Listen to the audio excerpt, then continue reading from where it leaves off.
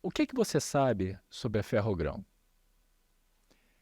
Nós vamos conversar aqui com o professor, doutor em modal de transporte, professor Luiz Miguel de Miranda, que vai contar para a gente essas questões ambientais, os danos e as vantagens. Eu estou muito esperançoso do resultado dessas demandas, sabendo que a Ferrogrão é um programa federal, né, que já está previsto desde 2016 e que a liminar, né, a Ferrogrão não passa em nenhuma reserva indígena, não passa em nenhuma área protegida. São 933 quilômetros de ferrovia entre Sinop e o complexo de Miritituba, que hoje são mais de 8 portos operando embarcações, por onde escoam hoje cerca de 28 milhões de toneladas. Então, isso dá para ter ideia do que é o tamanho de Miritituba. Não é só mais um porto, um terminal na margem direita do rio Tapajós. É um complexo portuário bastante significativo para a economia nacional. Então, são 933 quilômetros, mais 32 quilômetros de um acesso a uma regional chamada Belenzinho, né? E o outro é um acesso também a um outro terminal um pouco mais distante, de 11 quilômetros. Então, com isso daí, aí estão esses 28 milhões de toneladas. O que significa esses 28 milhões de toneladas?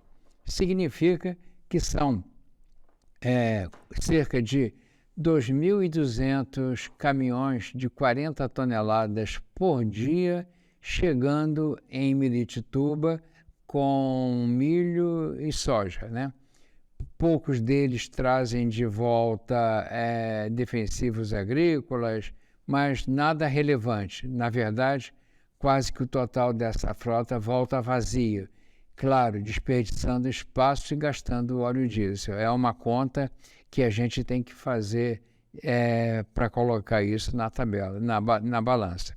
Então, desses 933 quilômetros e mais esses 2.200 caminhões, e sem atravessar áreas comprometidas. Então, aí reside a minha esperança. O que me conforta mais ainda é saber que o projeto da Ferrogrão, ele tem um alto alcance ambiental.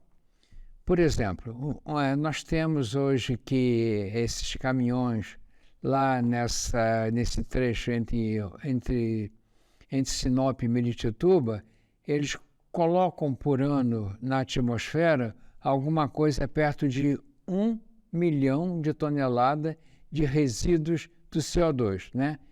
Onde estão os gases nocivos ao efeito estufa. 1 milhão por ano. E nós temos do outro lado a possibilidade de colocar os trens da Ferrogrão. Um exemplo, nós temos 70% de toda a produção de Mato Grosso escoa para os portos do sul e do sudeste, ou seja, Paranaguá e São Paulo. E esses portos estão a mais de 2.000 quilômetros de distância, né, da área de produção. Obviamente que, como o preço dessas commodities é internacional, todo mundo perde no transporte, né? No custo logístico. Exatamente. Nesse caso aí, eu tenho uma previsão aproximada do que isso representa. Então, e pela localização privilegiada da ferrovia, a gente poderia ter uma redução da ordem de 30% a 40% do custo de transporte, né?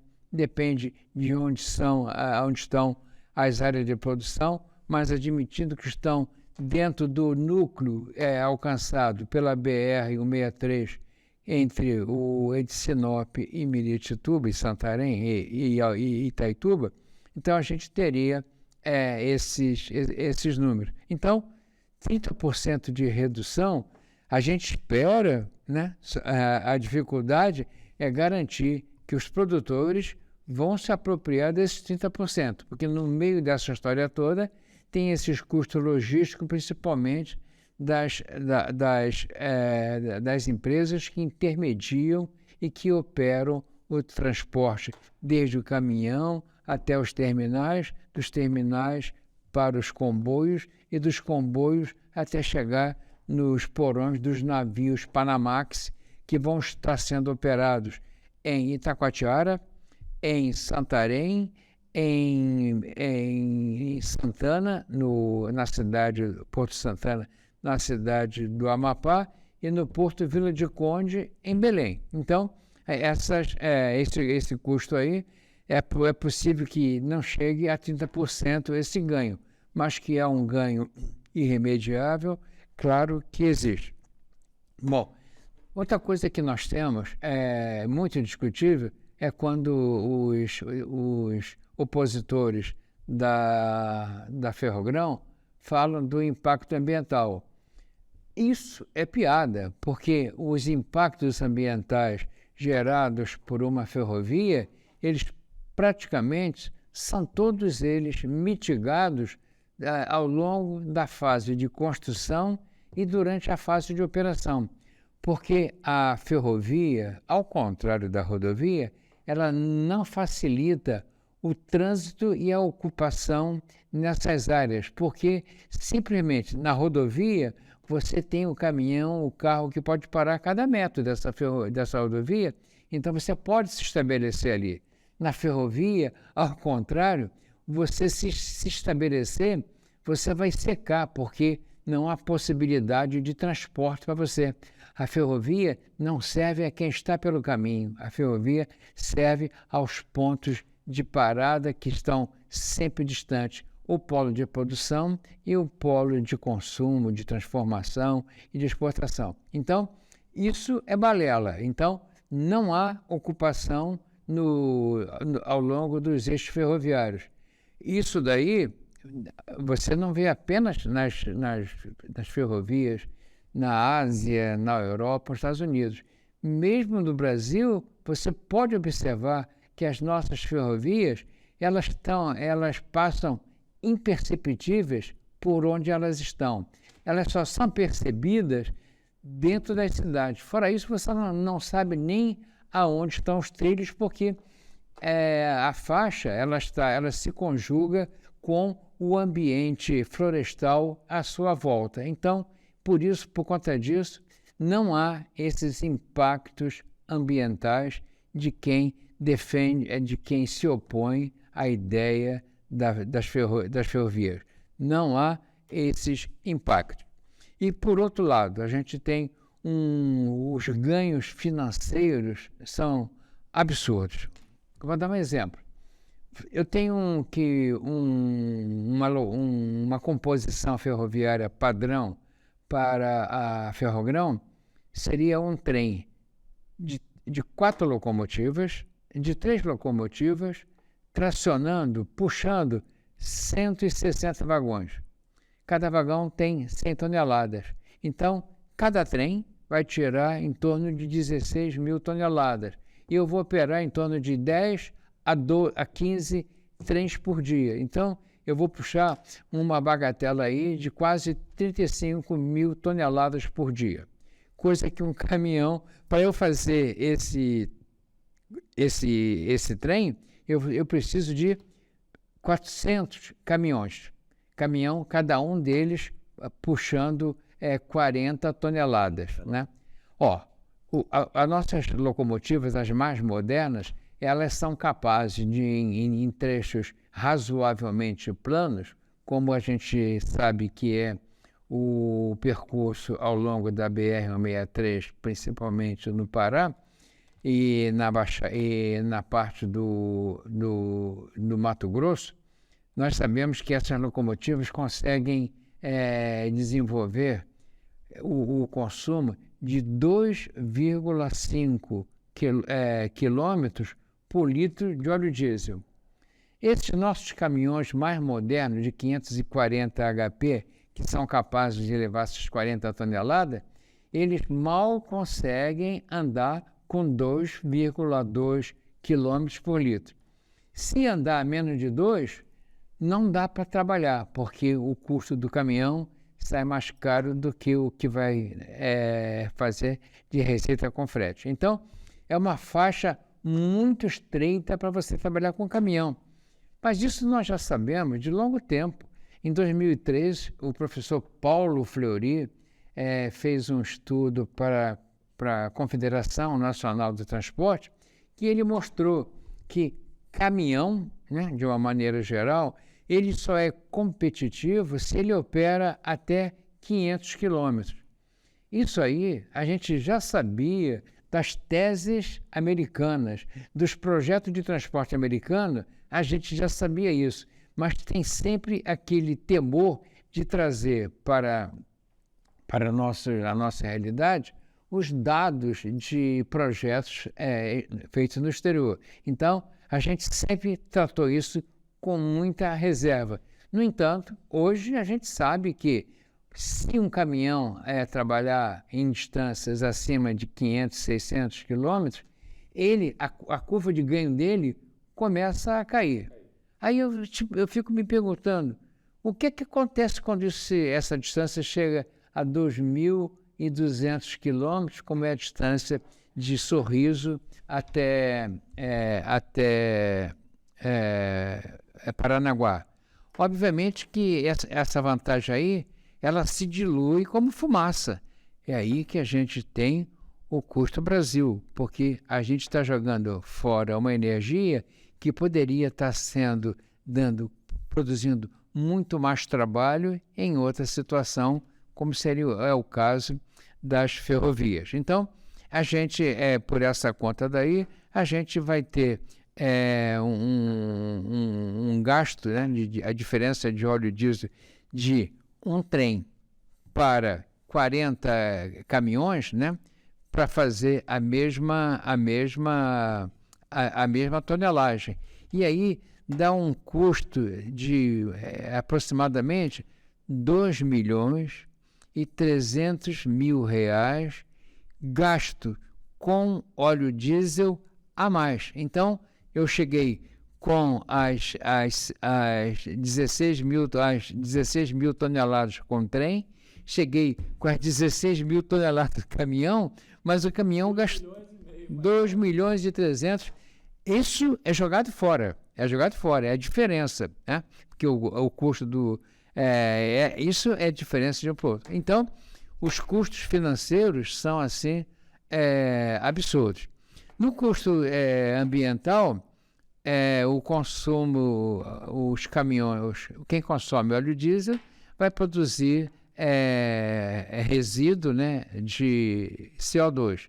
Isso aí vai para a atmosfera e os danos, todo mundo sabe que são as mudanças climáticas, é o efeito estufa, e essas partículas ficam aí de testemunho para quem gastou tanto recurso. E no caso do Brasil, é o custo Brasil que a gente joga fora. Então, eu tenho a conta financeira, que é fácil de fazer, temos o custo do ambiental do CO2, temos a vantagem de que a gente poderá ainda ganhar crédito de carbono assim que avançarem as tratativas de reembolsar quem produz trabalho e não produz CO2, né? A gente tem com as ferrovias essa possibilidade.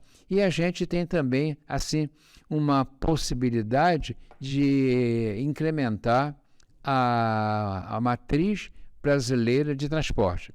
A Ferrogrão, além de tudo, além de ser um bom exemplo, ela é também um bom caminho para a gente entender e mostrar qual é a verdade que tem por trás da resistência de se fazer ferrovia ao invés de rodovias. Então, professor, para a gente concluir esse módulo, me parece que essa é uma conta muito fácil de fechar, né? A gente enxerga redução de custo de transporte, menos emissão de poluentes. Como é que o professor colocaria as suas considerações finais sobre esses aspectos? Bom, o que eu coloco é que a Ferrogrão é uma oportunidade que a gente terá de conhecer o protocolo que mostra a vantagem das ferrovias sobre as rodovias no caso de transporte de carga de baixo valor agregado, né? Estamos falando de transporte de granéis agrícolas, né? Não estamos falando de produtos químicos, petroquímica, não estamos falando de produtos de alta elaboração, de alto valor agregado, ou produtos indivisíveis. Estamos falando de produtos de baixo custo